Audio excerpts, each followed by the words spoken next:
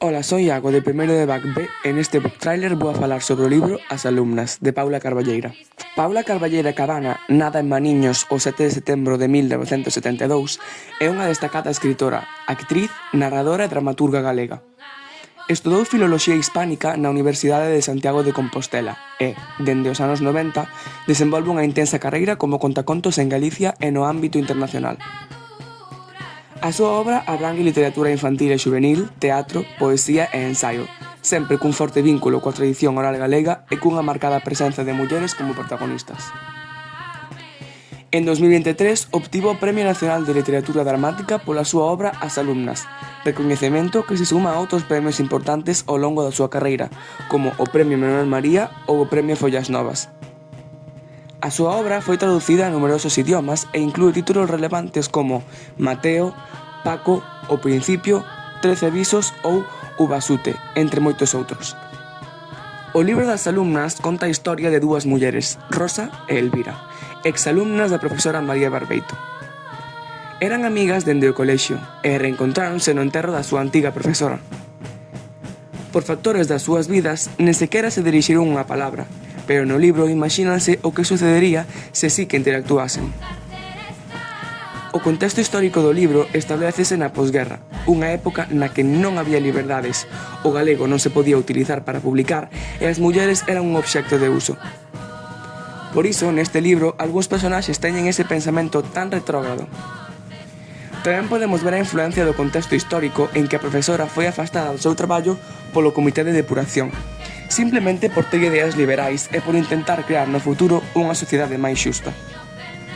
Suceso que pasaba moi habitualmente, incluso cun final peor, que era a morte. Rosa é unha das protagonistas, era unha alumna de María Barbeito e a mellor amiga de Elvira. Ten unha mente moi aberta e a súa profesión tamén é a de ser mestra. Quere que as súas alumnas sexan máis independentes, teñan a capacidade de pensar por si mesmas e non depender de ninguén, pero o problema é a época na que se atopan. É unha muller solteira e defende os grupos minoritarios, a lingua e rexeita a situación de sumisión das mulleres nese momento. Elvira é outra das protagonistas, é unha muller que, a pesar de ter a mesma profesora, é máis arraigada ás costumes antigas. Depende todo o tempo do seu marido e quere intentar separarse del, pero os seus pais non lle deixan. Non defende o uso de galego en ámbitos formais e é moi relixiosa, sen apoiar os grupos minoritarios, cumprindo no seu día a día o rol de nai sumisa que está todo o día na casa cuidando das fillas.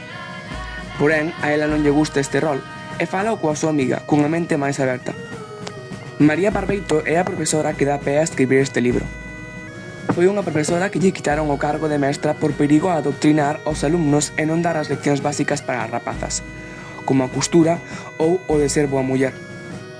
É un símbolo de resistencia e de oposición aos partidos fascistas como era nesa época o franquismo en España.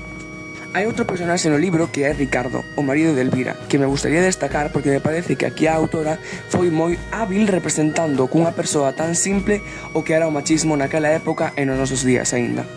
Defensa da muller. Danos a ver como vivían as mulleres durante a dictadura franquista e as poucas ou ningunha liberdades que tiñan. Hai unha escena na que se cita un acontecemento histórico que son as 11 regras para manter ao teu marido feliz, dictada por Pilar Primo de Rivera. Destas regras mófanse as dúas protagonistas, cansas de cargar xa con eses constructos sociais. Durante a época do franquismo estaba prohibido publicar libros ou documentos oficiais en galego. Eso se podía falar na casa como unha lingua moi minoritaria. Tamén podemos ver unha forte defensa do galego ca cantidade de cantigas ou refráns que aparecen no libro. Dende o meu punto de vista, pareceme que é un libro moi ben feito e que usa unha linguaxe moi sinxela de comprender.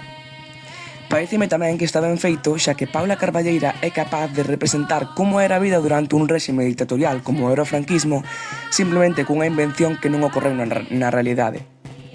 A verdade é que é un bo libro para informarse e ver dende un punto de vista máis achegado o problema que foi o franquismo e as ideas de ultradereita e o que pode conlevar que volvan. Así recomendo a todas as idades, pero en especial a xente da nosa idade, para poder decatarnos de como foi o pasado de España e Galiza e así non repetilo.